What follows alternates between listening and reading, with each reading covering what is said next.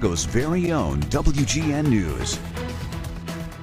The lines between private and public can often be blurred on social media. Sometimes when a person loses sight of that, it can have real-life consequences at their job. Tom Gimbel is here to talk about this. Hello, sir. How are you? Always good to be with you. And always good to get your good advice, because we're talking about people who engage others and go back and forth.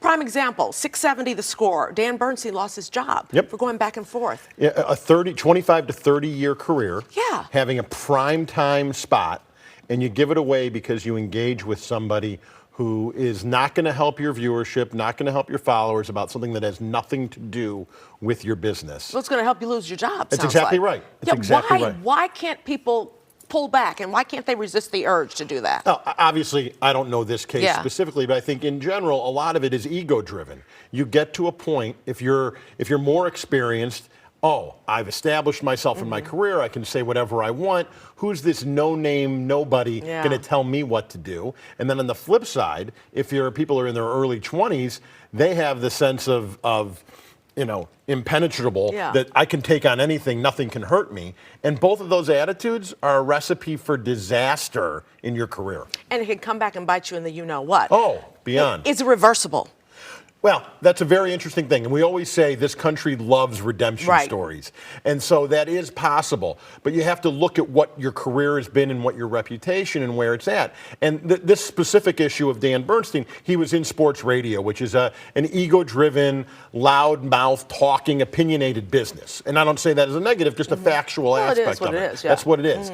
And so there were always going to be lovers and haters when you have that. So to overcome that now, it's really challenging. A lot of times we think it's young kids who are doing this, as we talked about, because we've covered this saying, a lot of young kids are showing themselves out drinking and things like that, and that could have an impact on them getting jobs. But this is the not other side, but a part of this whole thing with social media, isn't it? There's one thing that shows what you're doing outside, whether it's political or partying, and those are up to some bit of discretion, right, of viewer discretion.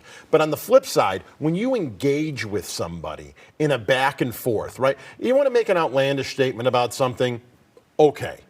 And then someone says something back to you, and then you go again. Now you've created this boxing match. And it doesn't, I always say, no matter what you say to somebody, whether it's a customer, whether it's a client, a vendor, whoever it is, or a stranger, is this going to help your career? Is there a reason to engage? And if the answer is no, don't do it. So that's how people should deal with it. Just think that. But a lot of times you're in the heat of it, right?